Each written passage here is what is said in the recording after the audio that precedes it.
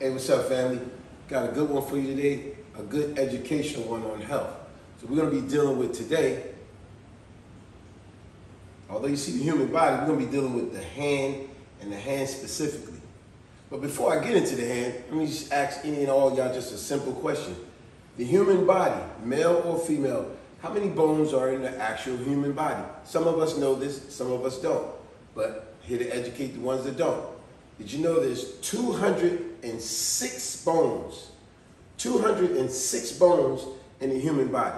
Now, it's important why I say that, because although there's 206 bones in the total bones in the human body, the hand, excuse me, the hand and the foot, my voice is great. The hand and the foot has the most bones in the entire body.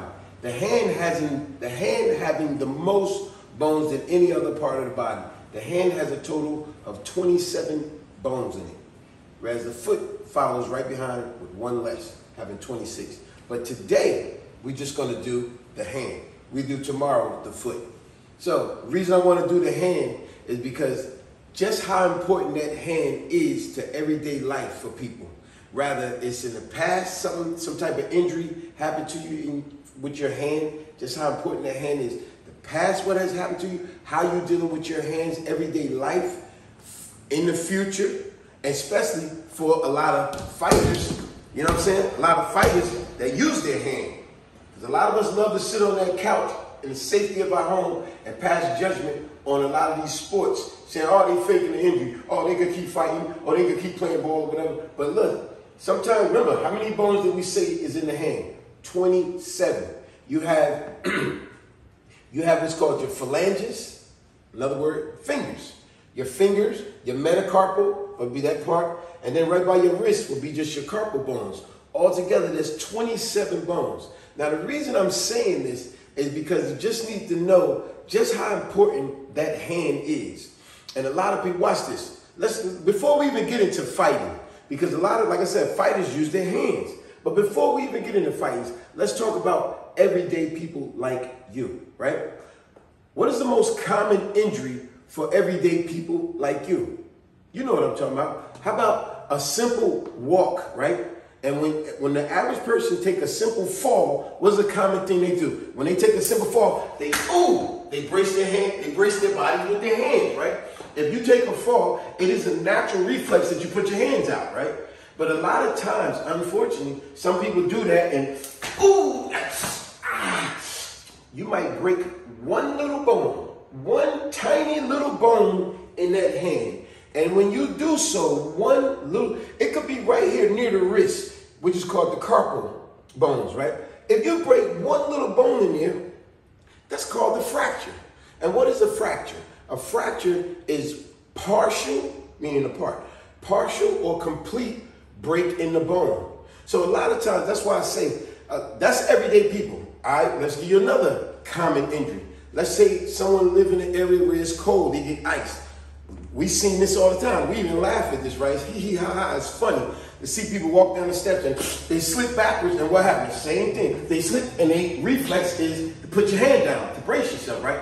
But now look what you're doing. You put all that body weight, boom, on your hand. And sometimes we break a bone in that hand.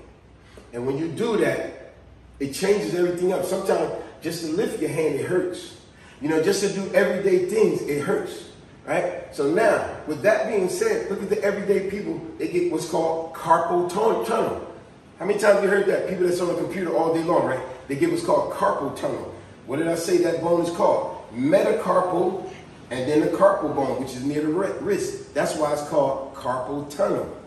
Now you get it? That's why they call that. That's the name of that bone.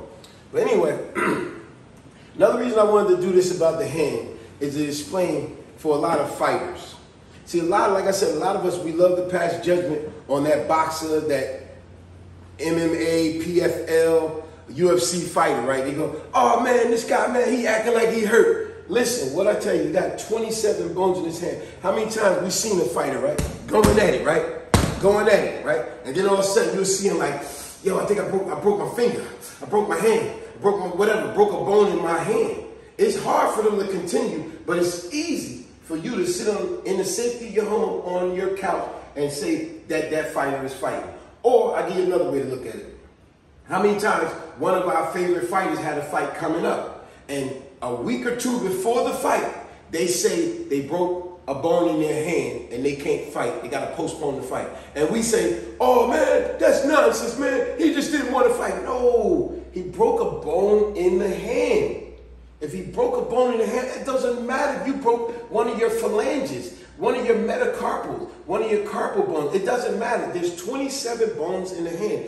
If you break one of them, it changes everything. You're not going to have the full power that you normally have. Let me tell you something. Let me tell you how powerful a well-trained fighter is when it comes to this hand. See, a well-trained fighter, when it comes to this hand, they know how to channel that power and that energy, such as Tyson in the prime of his career, or someone like Deontay Wilder, which not, or Tank, Gervonta Tank Davis. See, you know what they do? They not just doing like the regular person. Look at the average girl, how she fights, right? They're using their hand, but they're using the palms of their hand. There's no power behind it. Now, actually, another fighter, they may punch like this with their hand, right? But there's no, you ever notice how some fighters, they got no power in their hands? You go, how is it some fighters got so much power, others don't? Because let me explain to you how. Fighters like Deontay Wilder, fighters like Gervonta Tank Davis, Tyson in his prime of his career, the reason why they got so much power, this is what they know that other fighters don't know. They know how to channel all their weight up and through that body and down to that hand. So you understand what I'm saying? When you know how to channel all that weight into that hand, that's when you got a knockout punch. See, now if you just punch, boom, boom, boom, there's no weight behind it. But when you learn the technique of putting that power behind it, that when you learn to put all that, you learn to put all that weight behind it. That makes, like the video game, when they go, all you can, right?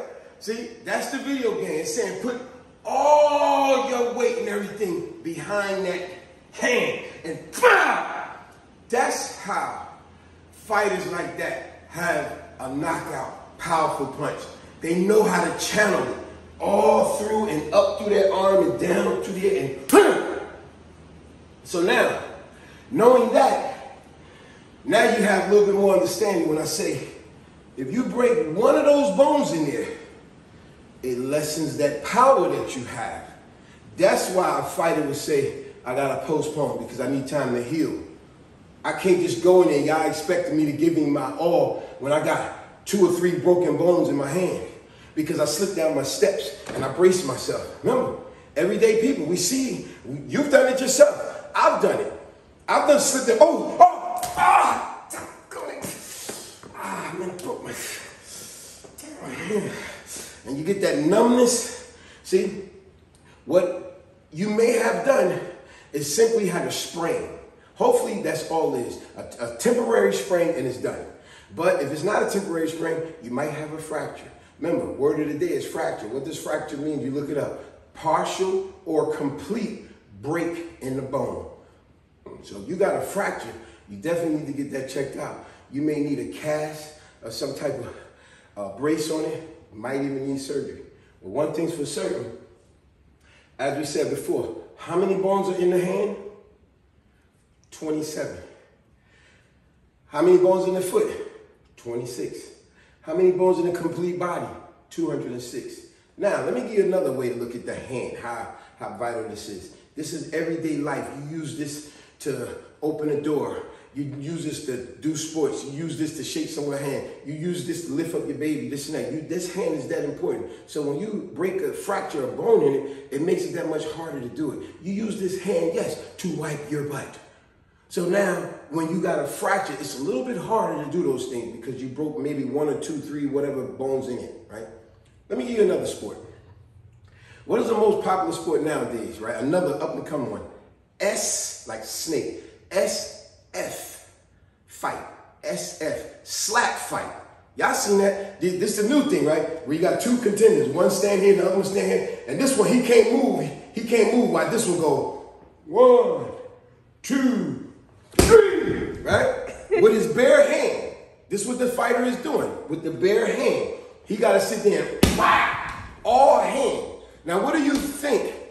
There's a high probability. Unlike boxing, you know, boxing, it's your whole body. You know, you got to have your foot, you got a head movement, neck movement, right? You got to be able to do all this, right? But with Slapfest, you got to actually sit there while the other guy go, get ready. I'm about to slap the mess out of you, right? But babe, I'm sorry to You can interrupt break something in the hand. Yeah, but it's just a slap. It's not like you're using your fist To punch. against fist. I love that you said that. Know why? Because you're right. In boxing, you're using that hand to punch the head, right? Okay. Look at this is the skull. That's all bone. So you taking these bones, pressing these bones. That's why a lot of fractures are in boxers' hands. This is all bone and skull. And some fighters know how to defend, put their head down. Now you hit the top hard part. So now you said, but a slap. Slapfest, this is all hand slapping another man's face. And you could just simply twist the hand, not do it right. You could fracture. Remember, word of the day. You could simply fracture a bone in your hand. Because now you said how, because it's just a slap. What did I say earlier in the video? What's the most common injury a lot of us do? We slip and fall. You ain't punching nobody when you slip and fall, right? But you slip and you put your hand out to protect yourself. And what happens sometimes? We fracture our hand. So same thing with slapping somebody's face. It's like, but actually a little bit more intense because you slapping somebody's face with extreme aggression. Bah! That's all hand hitting all bone. So now, sometimes you'll see them with a brace. They got a fracture. Remember, I'm going to say it again. What does the definition of a fracture mean? Partial or complete break in the bone. So now, you got a little bit more understanding about the importance of this hand, especially with sports, and definitely, especially with everyday life and defending yourself when you're going to fall or whatever, bracing yourself. That hand sometimes causes a lot of injury for a simple fall. Now remember, like I said, 27 bones in here. Let me break them all down to you. These are the fingers, or medical term, they would be called phalanges. There's 14 of these. You could break them down. Look, 1, 2, 3, 4, 5, 6, 7, 8, 9, you know, 10, 11, 12, and then a thumb, 13, 14. 14 fingers or phalanges. And then you got right here, the middle part would be called your metacarpal. Remember I told you, people got carpal tunnel. You got 5 of those. 5 of those, see, metacarpal, 1, 2, 3, 4, 5. So 14 times 5 was 19, right? And then you got all these little bones right here that's close to the wrist, right by the wrist. And those just called your carpal bone, your carpals. And you got 8 of those. Now just do the math. You got 14 plus 5, that gives you 19. And then 8 little tiny bones with the hand. So that's 19 plus 8. That's a total of 27 bones. 27 bones in the hand. This is the one body part that has more bones in it than the entire body.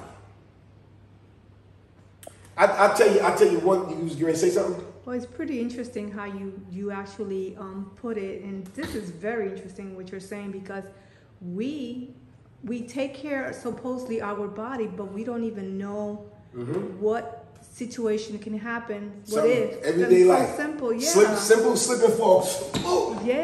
My hand. I think I sprained the muscle. Now we're not doing the joints and the ligaments and all that. That's something different, because sometimes you might just pull a joint, a ligament, and a sprain. But we're talking deeper beyond the joints and stuff. We're going all the way to the bone, and those are dealing with fractures, which is the word of the day. Once again, the word fracture means partial or complete break in the bone. There's 27 bones in the hand, 26 in the foot, but we're only dealing with the hand today. Tomorrow we'll do the foot. 27 bones in the hand, and think about what I said about fighters. This hand is mostly trying to make damage to this hard skull. That's why a lot of fighters wind up having hand injuries. And everyday people have hand injuries by slips and falls, by bracing ourselves. You know, you might have picked up something the wrong way, you know, bruises, you know, something dropped on your hand, a fracture some type of way. All these ways you get easy hand injuries. Hope you enjoyed it. Learned something different today. I'll be sure to do this one tomorrow on the foot. That's vital as well. I'm going to explain to you why. Peace.